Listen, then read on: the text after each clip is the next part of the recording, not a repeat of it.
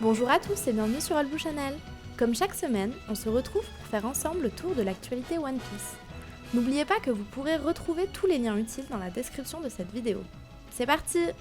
Les chapitres 829 et 830 nous livrent énormément d'informations sur Big Mom, son royaume, et Pedro nous en apprend plus sur les relations entre les Minks et l'équipage de Roger. Dans l'équipe, notre élément préféré de l'univers de One Piece est sans conteste la civilisation homme-poisson et ses personnages. C'est donc un grand plaisir de revoir Jinbei sur les devants de la scène, prêt à rejoindre les Mugiwara, non sans en payer le prix auprès de Big Mom. C'est également l'occasion d'introduire deux nouveaux personnages qui sont Aladdin, vice-capitaine des pirates du soleil, et son épouse Praline. Cette dernière, Mi-Sirène Mi-Requin, n'est autre que la 29e fille de Big Mom. Entre ces deux nouveaux hommes-poissons et la révélation finale de la tant attendue île de Whole Cake, ce chapitre 830 nous en a mis plein les yeux. La couverture du prochain volume 82 est quant à elle tout simplement l'une de nos préférées depuis quelque temps. On peut y ressentir pleinement l'esprit présent entre les chapitres 807 et 816. Nous vous en parlions dans les dernières Weekly News et il est enfin là. Weekend, le 19e opening de One Piece est désormais disponible. Sur fond de musique entraînante, on assiste à certains combats qui laissent rêveur et à une bataille d'eau à bord du Sunny. Un excellent opening pour commencer l'été et l'arc Zou.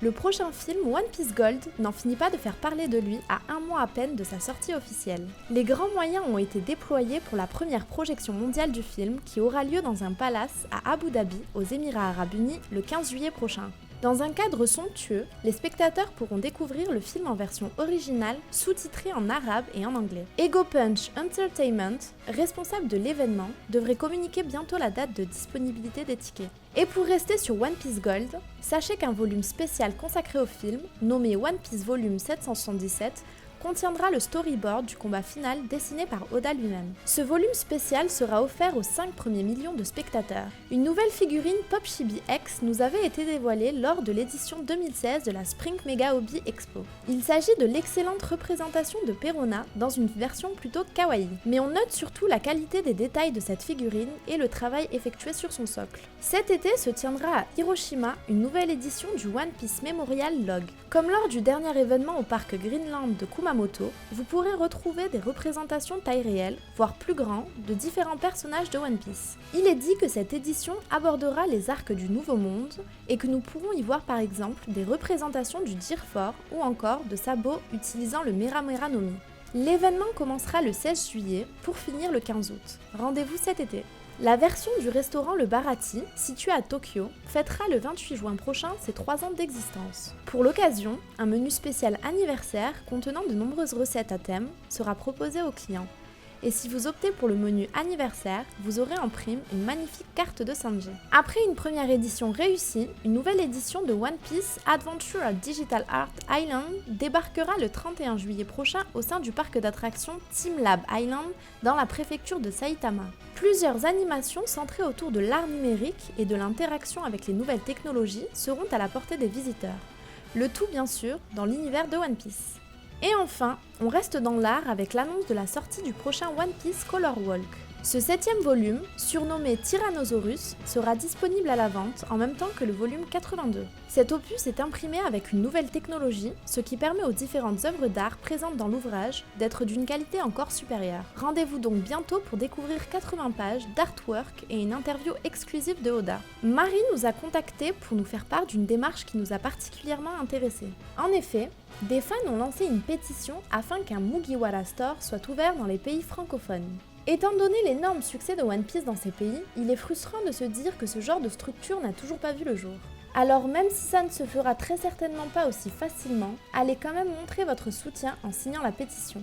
Le lien est dans la description, on compte sur vous. On vous a également préparé une petite sélection de vidéos à regarder cette semaine. D'un côté, le doc vous propose un unboxing de documents de production et de storyboard One Piece, une excellente façon d'avoir un aperçu de l'envers du décor. On vous annonçait la sortie prochaine du One Piece Color Walk 7, et bien c'est une bonne occasion d'aller regarder l'unboxing du premier One Piece Color Walk par Iken no Ace.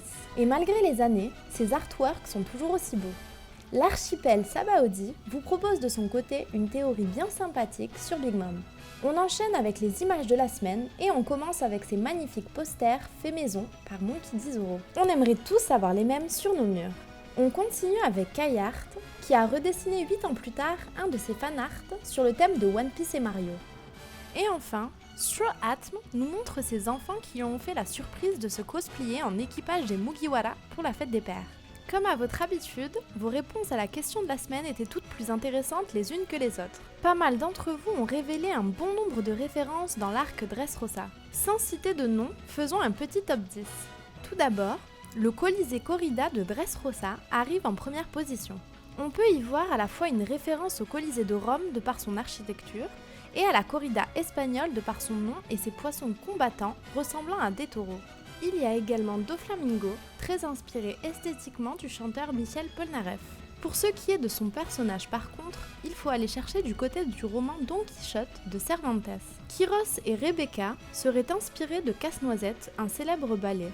L'architecture de Dressrosa ressemble très fortement au parc Güell en Espagne, réalisé par l'architecte Antoni Gaudí. Sugar, quant à elle, serait inspirée d'Amélie Poulain. Pica, Trébol, Corazon et Diamante sont espagnols. Pique, trèfle, cœur et carreau. Les nains et le pouvoir de Léo sont une référence au voyage de Gulliver. Jora est une référence à des artistes et des œuvres ayant réellement existé. On peut dire que globalement, Dressrosa est inspiré de l'Espagne et ce n'est pas Viola qui nous dira le contraire.